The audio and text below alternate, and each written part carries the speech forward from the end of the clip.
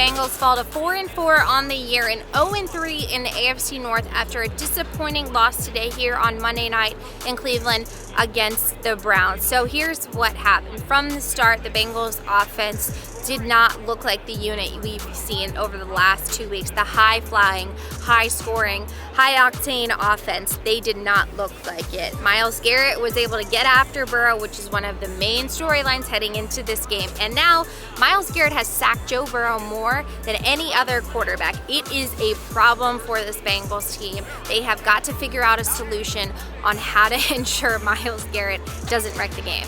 I know he's a really good player, but the Bengals need answers because he continues to be a problem. No receiver, Tyler Boyd or T. Higgins in their moment, who could have stepped up in place of Jamar Chase, was able to have more than 50 receiving yards. The vertical passing threat was not there without Chase. The Bengals are going to be searching for answers because Chase isn't coming back anytime soon. The Bengals did not place him on IR, which is a good thing, but it's still undetermined when he is going to be back. But we know it's not going to be for at least a couple more weeks. And the Bengals are needing to win these next couple of weeks. They have the Panthers coming up, then they're bye, a good time to get healthy, but then coming out, they play the Steelers. Got to win that one because you go to 0-4 in the division.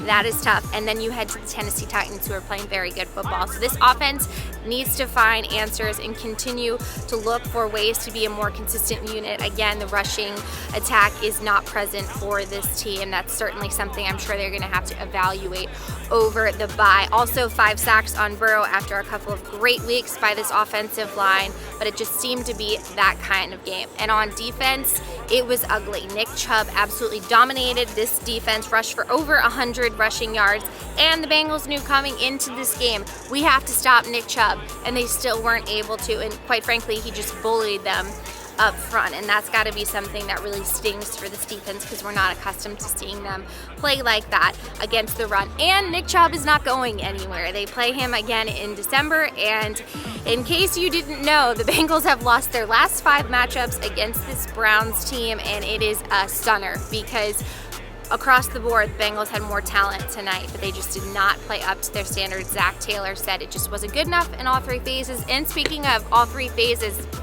Evan McPherson missed a field goal and an extra point, so add special teams to the people and the units that did not play up to their caliber tonight. So we'll see when we get to talk to Evan McPherson and Darren Simmons what the deal was there for today. Also a tough night for Kevin Huber. Wouldn't be shocked if the Bengals make a change at punter at some point this season. All right, well, that is it for me in Cleveland, but be sure to check out Cincinnati.com for analysis and all your post-game coverage. I'll see you guys next week.